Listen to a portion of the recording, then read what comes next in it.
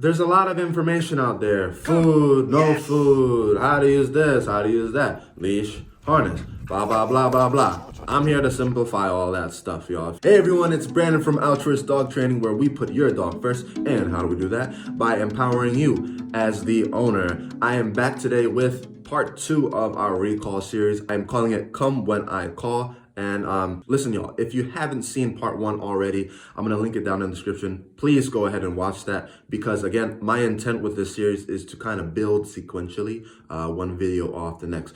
So we don't want to be learning things out of order. It's going to screw up the whole process. Yeah, so with that being said, let's dive straight on in to part 2. Y'all, so the first thing that I want to touch on here today is I want you to go ahead and ensure that you're doing that basic, intermediate, and advanced obedience work with your dog. I mean, if you're doing advanced obedience, you probably won't be there, right? Then again, you never know. Anyway, the reason for that is because all of this is one big puzzle, all right? And there are pieces that are going to come together, and there are going to be things that are going to build upon each other, all right? So for example, if you want your dog to retrieve things, maybe you've got a lab, maybe you've got a hunting dog, maybe you just want to do it as a fun activity for your dog. Later down the road, we're going to have our dogs holding an object and retrieving that object, bringing it to us, all right? So that's going to be kind of two things in one. So the dog is holding an object in their mouth, and they're coming back to us, all right? So that's recall and that hold command all in one. So go ahead and make sure that you're working on your sit, your down, your kennel, your whoa, your hold, your drop, your out, whatever commands that you're working on, go ahead and make sure that you continue to work on those, as well as playing with those variables like distance and duration, etc., etc. So that's the first thing that I want to get out the way. The last thing that I want to talk about today in part 2 is diving straight on into the first training exercise that you're going to be doing with your dog. And it's a very simple drill, but it's going to go a long way. I promise you that.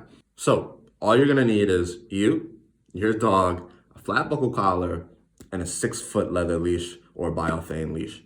And you're gonna do this in the home, okay?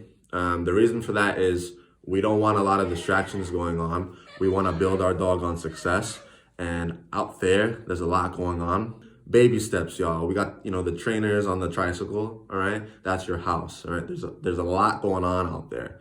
So we wanna kind of guide our dogs, all right? And the other thing that I want you to keep in mind here is that I don't want you using any food in the beginning of this recall work, all right? And I know this may spark up a lot of controversies and the food, no food, blah, the leash, harness, blah. There's so much material out there, right? But I'm trying to simplify things. Here's my thing, right? If you use, I really believe that you can use anything. You can misuse an e-collar, you can use an e-collar properly. You can misuse a prong collar, you can use it properly. You can bathe the dog improperly, you can bathe them properly. You can, if you take your dog to the vet, they get a cone on their neck.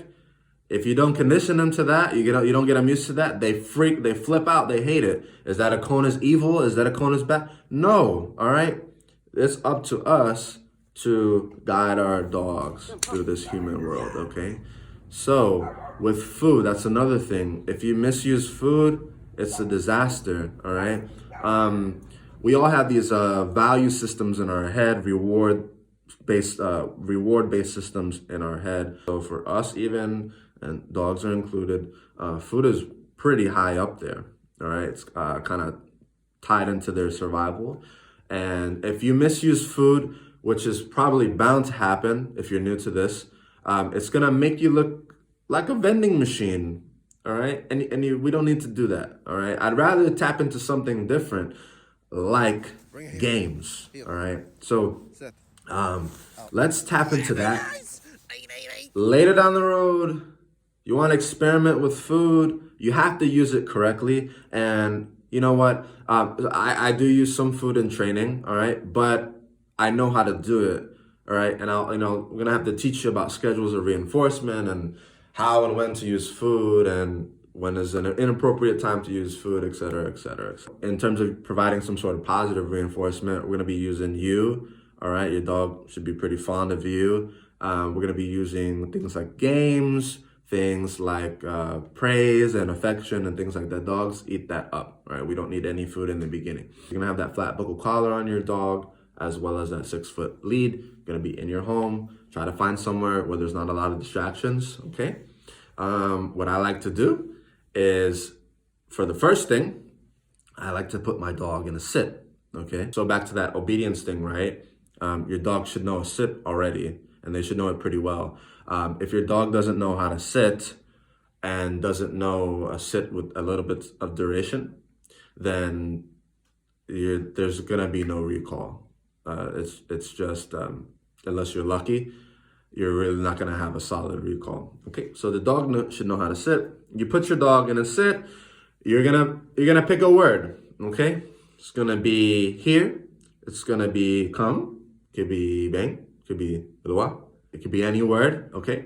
But that word is the word that you're gonna use and gonna stick with it. That's gonna mean that you want them to come to you, all right? I like come, okay?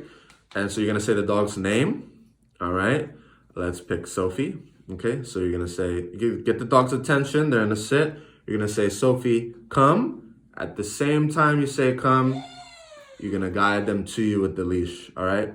You can pull them to you. You're not yanking them to you, but you can give them some pressure and guide them to you. If they make a mistake, they go somewhere else, they don't come to you, you make a correction, you say no, repeat the command, come. So they give you a refusal, you say no, you meet the refusal with a no, or or whatever word that you like to use, and get them to you. When they come to you, you're gonna mark that. Again, you're gonna pick a marker. A marker in dog training, it just marks a moment in time when the dog is doing something correct or incorrect, okay? So I like yes, okay? So you can say yes, and then you give them lots of praise, or you toss the ball, all right? And remember, they're on a 6-foot lead, so if you toss a ball, then make sure that you're ready to either drop the lead, okay? Or you can kind of guide them to it. And give them lots of affection, verbal praise. They love that. And then you'll repeat that drill. Do that maybe 2, 3, 4, 5 times. Then let the dog chill out. Okay, take a break, do something different. Do that maybe 2, 3, 4 times throughout the day, depending on how much time you have available. Keep the sessions real short in the beginning is all I'm trying to say, okay?